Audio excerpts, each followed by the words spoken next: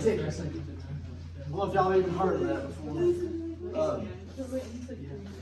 When we lived in between here and Decatur, in a little house here in Decatur, we had Dish Network, and we moved here, and DirecTV offered this deal, and so we bought it, and they gave us Sunday ticket for free for that year, which meant all it meant to me was I could watch every Packer game, which I don't give a crap about the NFL. I like the Packers. I don't want to watch the Bengals. I don't want to watch the Cowboys. I don't want to watch the Eagles. I want to watch the Packers. And that enabled me to watch every Packer game that was out there. So from 2002 until 2 years ago, I bought Sunday ticket. I paid. That's the one thing I bought all year for me. The Dish would send offers every once in a while, and we would not take it. No matter how cheap it was, we wouldn't take it. How come? You got your Sunday ticket. I couldn't get what I wanted. So I was willing to pay more for direct so I could get Sunday ticket. All right? How has, and I know y'all don't, some of y'all might watch TV on this. What has changed about TV the last 2 years? What's changed in your house? What's that? Okay. A lot of y'all probably don't have a cable coming in or a satellite coming in. A lot of it's like, what do they call it? Streaming or whatever. Okay. And like we went to that YouTube TV because it was $50 a month. And it had everything I wanted except DirecTV, except for the Sunday ticket deal. But it was $150 cheaper, so we took it. You said Netflix. Is there something else? Is there anything else anybody's got? Here's what's happened. All right. Here's what I've noticed. And Colt has got some things that we've got, and then we've got some things that he uses. So I really don't know what we're paying for. That's part of the problem. Now people don't really know what they're paying for because you sign up for one deal because you want this. Maybe, I don't know, maybe Disney Plus is offering this show that you want to watch, so you pay $10 a month just because of this one show, and then after a while you forget you're paying $10 a month. And you may not ever watch it, but you're paying $10 a month.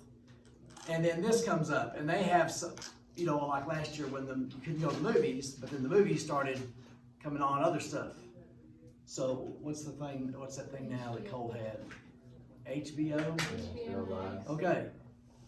I didn't even know that existed or knew anything about it, but then at the snow time, I guess it was the snow week, I was beeping around stuff, and it's got like all the old Batman cartoons. So me and little Tiny Titan are watching all these old Batman cartoons. And I don't know how much that's costing a month. You might have $10 a month. And you don't think about it because it's $10 a month. It's actually $60 a month. But we think, oh, it's $10 a month, I can do that. Or, oh, that's $10 a month, I can do that. But we don't add it up in our head most of the time. You know what I mean? So, what'd you write there? What'd you write on that one? We're doing our questions here. What would you write down there? Sometimes we'll pay extra for something we want, and they kind of know that. There's some movie out. Who is it called? Is there a new Justice? It's not a new Justice League movie, but it's a new old Justice League movie. And what's it on? You know, what's it on? Okay. All right. It's getting to where it's like phones. You have a phone and it works, but now they're coming up with a new one. Ooh, and it's bigger, it's smaller. It's, and they like hype it up with, oh, I gotta have this new one. Why do you have to? And we hype it, all these new little, like this thing gets hyped up and all it is $8 a month to sign up for whatever, and you get to see this thing and,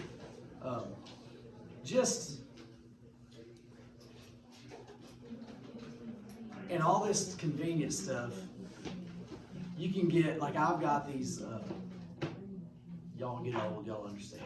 I got these little vitamin things that come every month. It's an automatic deal. Automatic subscription, whatever, which means less hassle for me. But if I ever want to change that, I probably have to go through 15 hoops to try to change that. And they do that so you get tired head and don't go through the hoops to change it and just keep automatically getting the $8 or $10 taken out of your check every month. And there's a whole lot of things like that now, and you just forget about it. And all these deals, like you go to a store, they use your phone to sign up for this, and all of a sudden you got like $5 taken out of your. And if you don't keep up with it and pay attention to it, all of a sudden you look up, you got $80 coming out of your check every month. That you, what is this for? What is that for? What is this for? So, but we are willing to sign up for stuff or pay for stuff. They hook us with something. We jump on it, and then it's a money-making deal for them. You know what I'm saying? And like now, the what is it? I think the YouTube TV went up. I think it's like $80 a month now. And I know we got one of them fancy TVs, and I don't know who pays for it, big or cold. I know there's that Netflix on there. There's some Amazon thing up there. There's some HBO thing up there. There's ESPN Plus up there. That's extra money here, but we don't think of it like that. Like, what you got? All right. What do you got? We take care of business. And it's only gonna get worse as it goes. And in the name of convenience, we buy into it. You know, so just be careful. Do all that stuff. All right, what's next? Breakthroughs. All right, monopolies. Not so much this coronavirus stuff, because I thought that was all like government, that was a real different kind of thing. But if anytime somebody comes up with a new medicine or a treatment,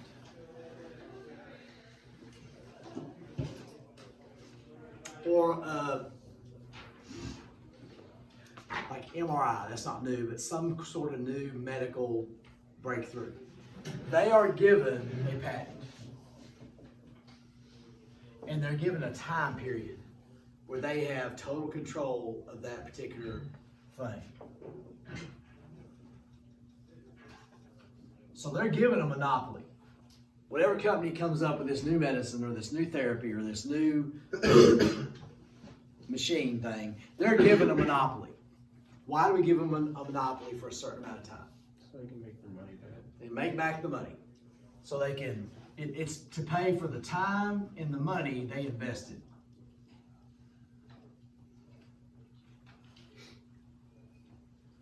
And after that time period's over, it's a certain amount of years. I guess I gotta take roll. Crap. Thanks for reminding me. Thanks for letting me get fired, guys. Then you can get generic.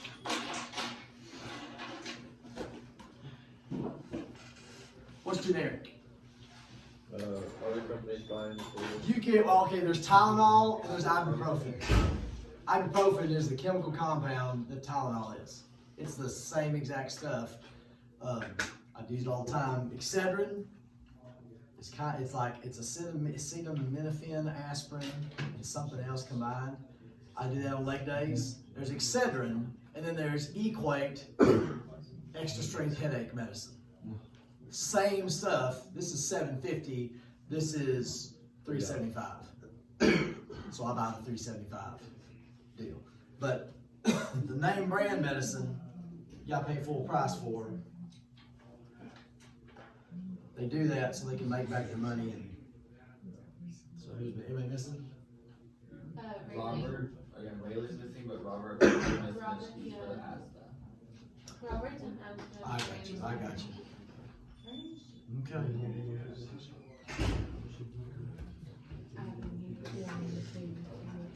All right, what else we got? Product differentiation. In the 70s and 80s and even into the 90s, if you saw a truck coming down the road, it wouldn't take long till you could figure out what kind of truck it was because of the shape, because of the form of it. Today it's getting harder and harder because all the vehicles are starting to kind of look alike. But the product differentiation is the specifics that product has a look to it or a shape to it. Coke bottles have a shape. They've had it for 100 years. Dr. Pepper bottles have a shape. They've had that for 100 years. Like if I do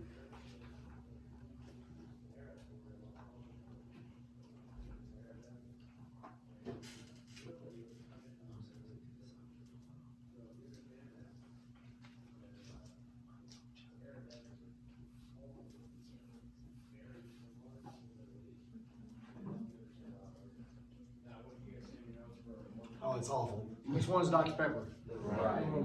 Which one's Coke? That's product differentiation. Not every product has that, but vehicles used to have differences, all that kind of stuff. An oligopoly. Oligopoly is actually, put an arrow down to number 8. All right? Some of y'all wrote nothing down. We'll put an arrow down to number 8. That'll be the first thing you write. Make sure it's working. Okay. Airplane manufacturers. You can do this on 7. You can do this. Automobile manufacturers. So that's an example of an oligopoly. An oligopoly has few sellers, producers. Not many of them. There ain't many airplane manufacturers, right? It's only a few. There's not a ton of car manufacturers. There's a ton of shoemakers. There's a ton of clothes makers. There's a ton of food makers. There's not a ton of airplane or car manufacturers. You got anything broke today, Tom? It helps usually. They are selling similar products.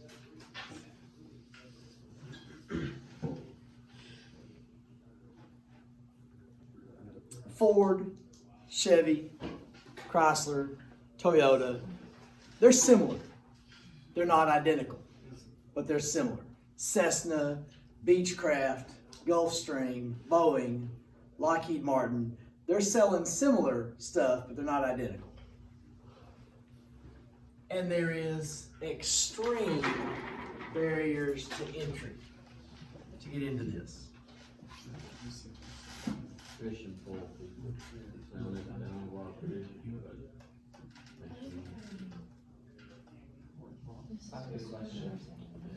Are these like those listings go on number 8? Yes. What would be a barrier to entry to start your own airplane manufacturing plant? They have a lot of money.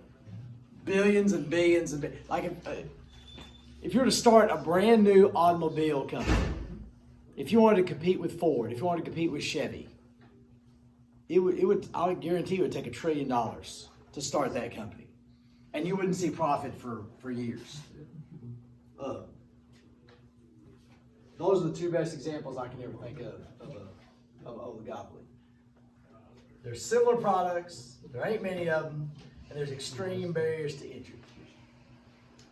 And I don't know the 4th thing. Oh my gosh. What an idiot. I'd be fired.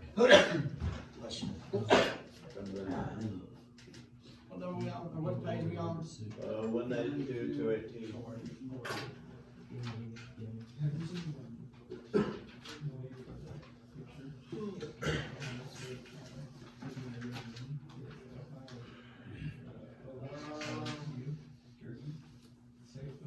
That's good. That's good. Well, while I'm thinking about it,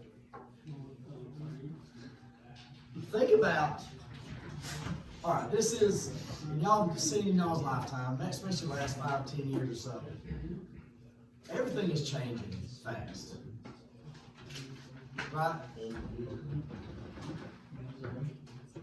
20 years ago, now I know y'all are bored to death, and I know this doesn't mean very on your life at all, but please just hang with me. Kodak. You ever heard of Kodak? Kodak. Ice cream. My name is Kodak, but That's Kodak. y'all know Kodak. Kodak was one of the top 3 companies in America 20 years ago. $1 billion company. They made cameras, they made film. I don't know if they exist anymore. I'm sure they do to some extent, but why are they not a big deal anymore? Nobody buys film. There used to be little, Weatherford, Decatur, every little town, you either go to the pharmacy or there's this little, I don't know what they call them, not a kiosk, a little thing in the middle of the parking lot at like Walmart or somewhere, and you drop your film off. And a week later, you'd pick it up and you'd get pictures. Y'all don't even understand that concept at all. But that's the way of life. That's the way you did life. And everybody did that. There's so many things. 100 years ago, blacksmiths were everywhere. That was one of the biggest, the biggest employers in the world was blacksmiths. Because every town, every community had to have 2 or 3 blacksmiths. For what? To shoe your horses. Because everybody had horses. Because you had to get to town. And you had to plow the crops. And you had to hail it. It doesn't exist anymore.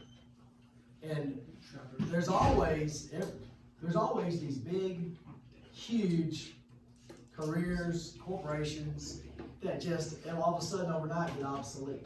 Now I was told, I think 10 years ago, there was something crazy like 75% of the jobs that high school seniors will have not been even invented yet. I was like, well yeah, probably true. That I think it's faster for y'all. More and more of the stuff we're used to is then, just kind of go away. So, anyway, what we got next? What does government regulation attempt to do?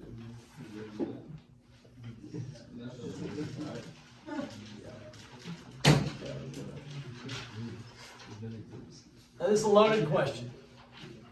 I'm going to give you the hopefully right answer, and then I'm going to try to figure out the actual answer. Number 1, now when I say government regulation, that's where like the government comes in and says, for this particular industry, here's some things you can do, here's some things you can't do. Or regulating prices, or regulating whatever. What's the purpose behind that? Make sure the economy doesn't crash. Protect consumers. That's number 1.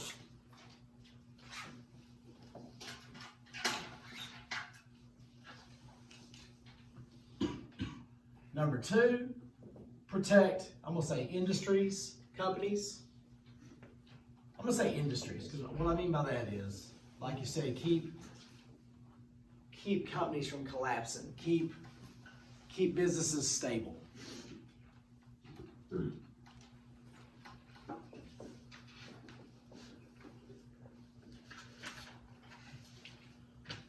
I think that's the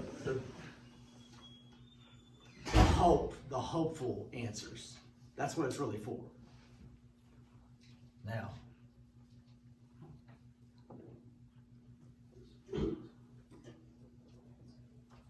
that's supposed to be like a little devil guy. What's the conspiracy theory reason for government regulation? Control the people, control the business. Okay? Is there maybe some merit to this?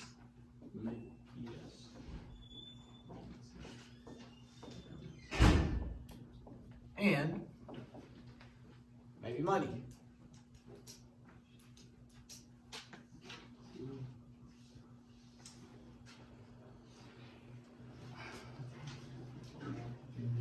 Jump down to 15, because this is connected.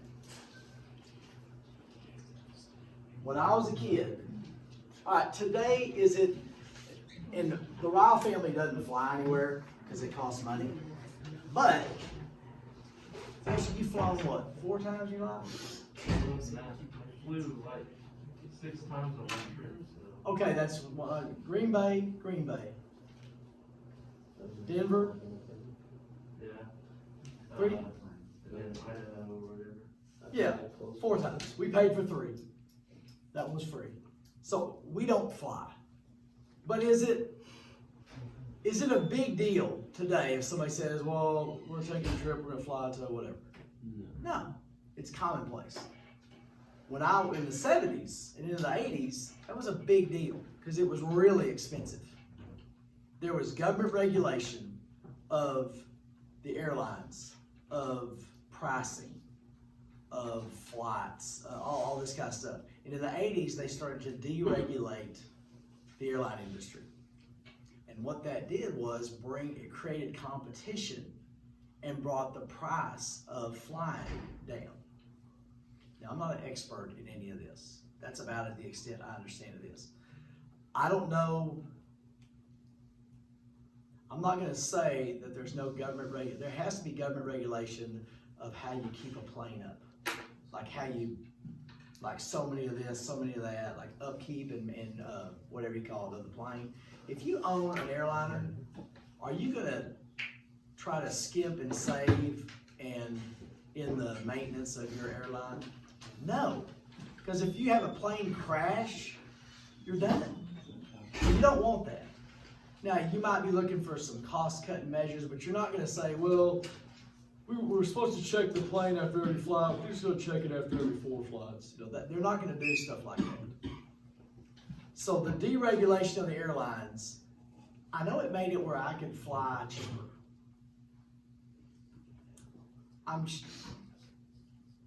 Where have you heard of deregulation the last 3 weeks? It was all over the news about 2-3 weeks ago. Top one. Hmm? Top one. I'm just guessing. 3 weeks ago. What were we dealing with 3 weeks ago?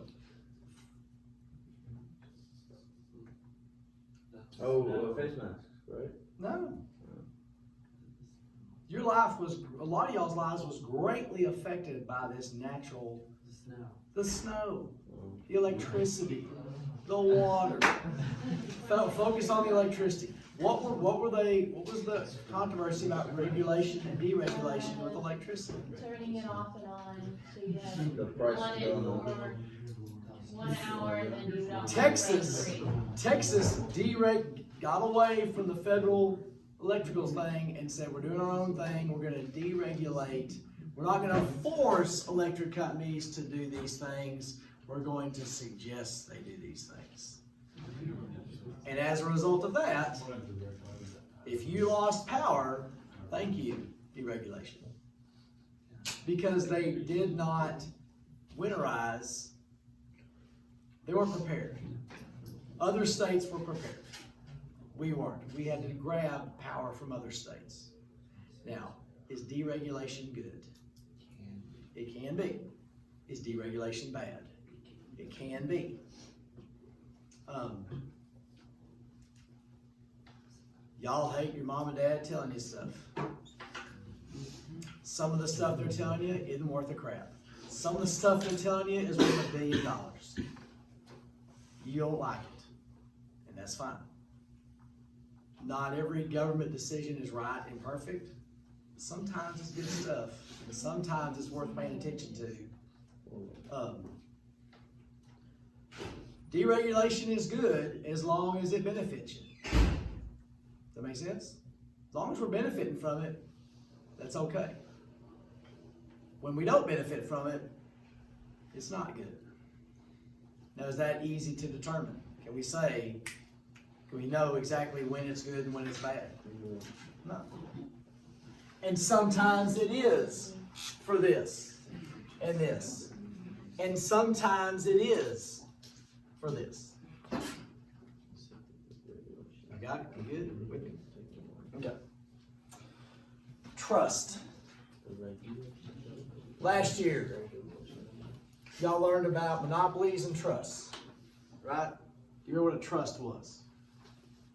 There's the Clayton Antitrust Act and the Sherman Antitrust Act. What do you remember about trusts? Every time they get trust, they get money. Okay, all right. Yeah, trust fund. Yeah. Okay, I don't really know what that is, but I don't know if it's connected. Rockefeller, talked about him yesterday. You had Standard Oil.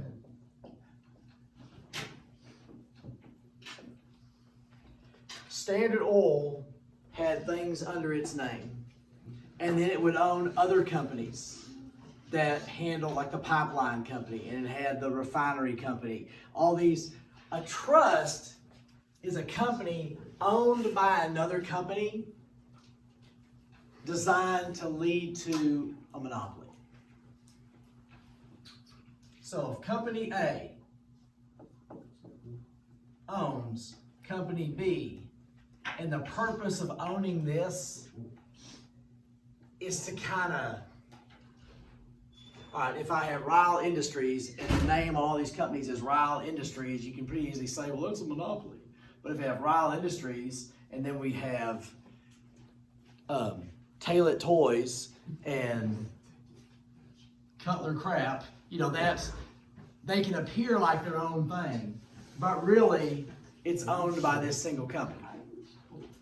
And then the reason they had the Antitrust Act, it was trying to do separate these companies from the mother company, if that makes sense. So a trust is any company owning another one that leads towards a monopoly.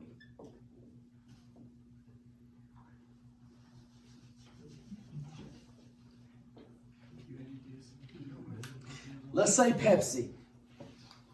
We looked at Pepsi yesterday. Pepsi wanted to buy Dr. Pepper.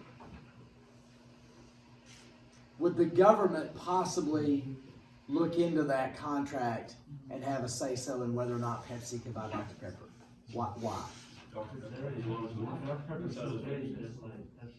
Would that affect control of soft drink market in America? Could that might make Pepsi-Cola too, not necessarily monopoly, but they would say that really limits competition too much. We're not gonna allow that to happen. A few years ago, there was some, phone companies. How many phone companies is there? There's AT&T, right?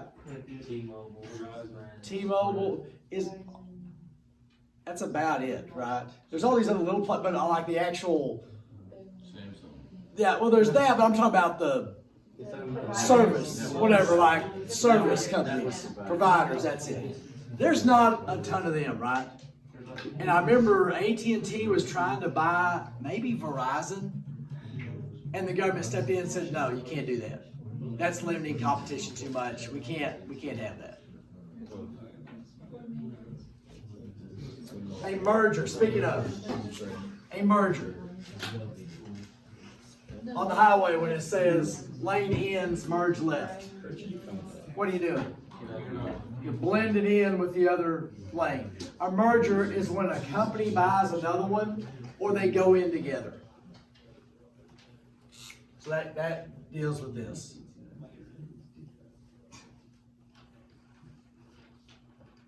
Why would a company agree to merge with another company or agree to be bought by another company? If they're going down. If they're going down.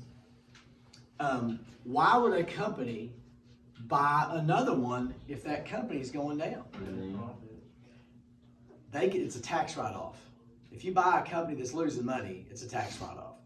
It also makes you more powerful, gives you a bigger chunk of the market. Mergers can be good, but it does limit competition. If you work for a company that gets bought out by another one and your job gets saved, you're happy that those companies merged. If you go to buy whatever product that makes and the price is going up, you may be not necessarily happy that the merger happened. But when another company buys another company or they go together, there's a reason they're merging. There's a reason they're getting bought out. The FTC. the Federal Trade Commission.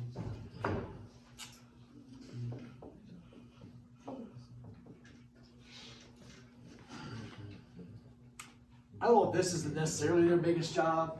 Their job is to make sure products are doing what they say they do.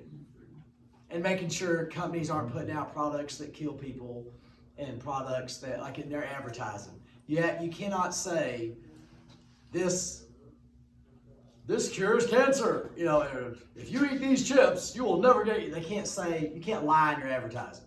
Now you can lie in your advertising, but they do it legally. They'll say this product cures cancer. This product doesn't cure cancer. They're stupid. Don't listen to this. This thing is trying to do. All those little words, they'll yell this part. Save big money. You're not saving anything. You're losing your shirt. You buy this. Don't ever buy this. You're good. And all the little quiet, loud, the quiet, fast talk. That's the truth. They'll say this up here. As long as they have that anywhere, they can say this over here. As long as they tell the truth somewhere there. I'm sure there's a limit to how fast they can do it. You know, guys, you found it? I'm trying to tell you which one. Does that make sense? Y'all, don't you love those commercials with the guy? The medicine commercials. Yes. I have a problem with medicine commercials. Why should I know medicines that are out there?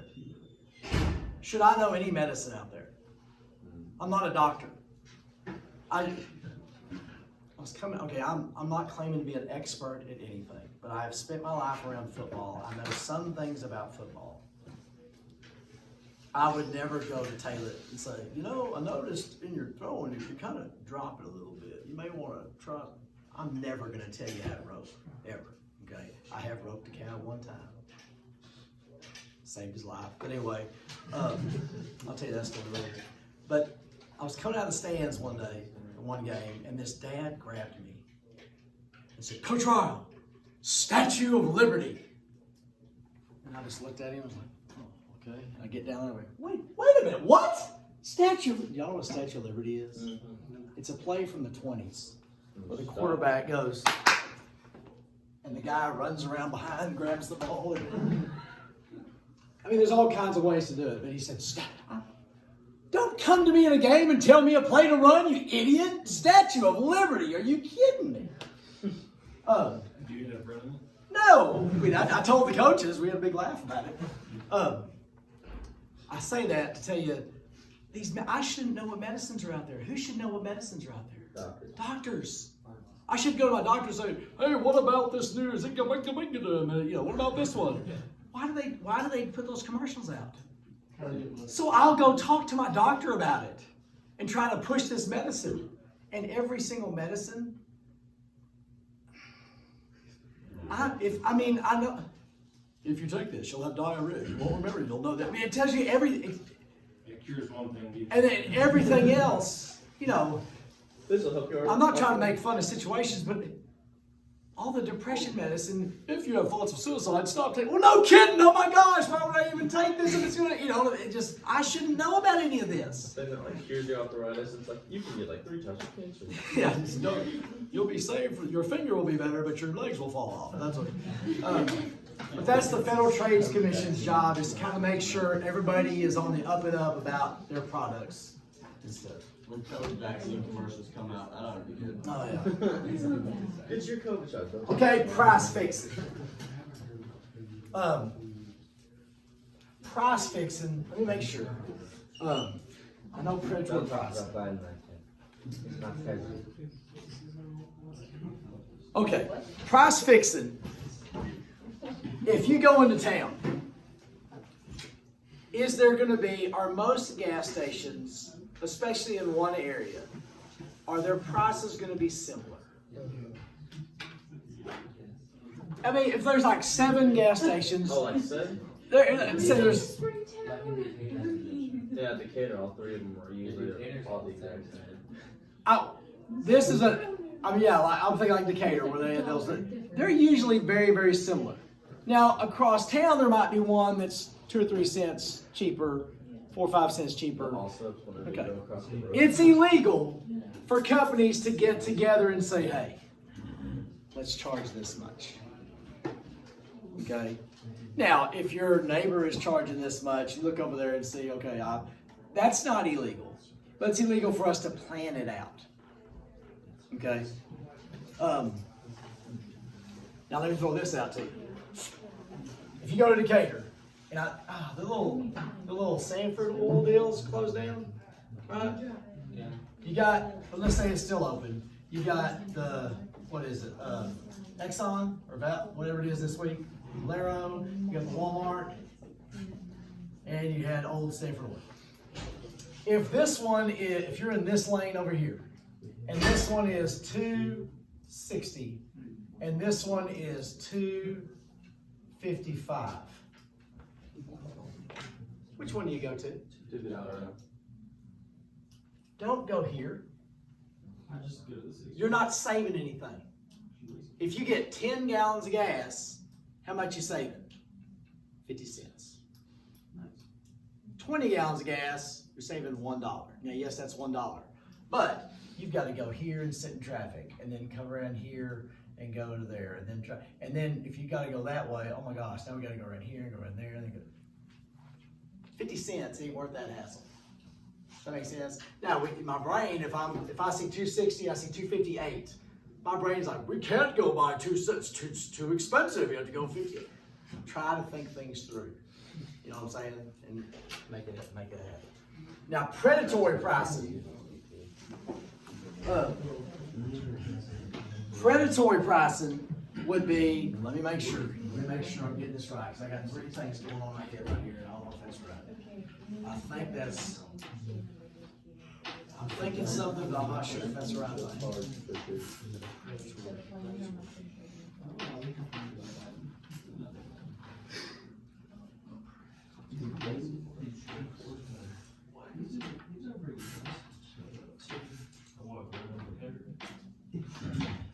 No, I've never seen anyone pregnant trip up the stairs. Oh, it happens every time. Every time. 3 times? Every president, yes. Every president. Okay. Oh, yeah. I'm not clumsy person. He did. I trip up He fell stairs, once. so I can do that. He said the first time. I've done enough of it. Use that thing in the business. I love how nobody did anything about it. They were just like, Well, well, no, all the people that never just videoed it. I saw They didn't know what to do. videos that Kamala put Vagisil on the Vaseline on the okay. Predatory pricing. It is that is where there's 2 differences here. Brookshire's will put out the penny sale, right? When they do the penny sale, you get this from, all right? But they will raise the price. Are you saving money? Maybe if you just buy that thing. But they try to get you in the store with that, knowing you're going to buy this other stuff with it. But they raise the prices of that stuff. Predatory pricing is like what we said with Standard Oil. When they lower the price to a point like where they're losing money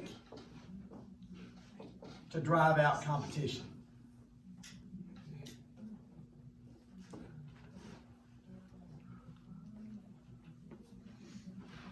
Taylor, what you doing, man? Listening. No, you're not. You're not even listening. When you go to rope, you actually go rope, or you just sit there and. Okay. No, when it's your turn, you step up there and rope, right? Yeah. Step up and rope. Come on. You're ready. All right. Is that it? That's all it is? You're done. Perfect.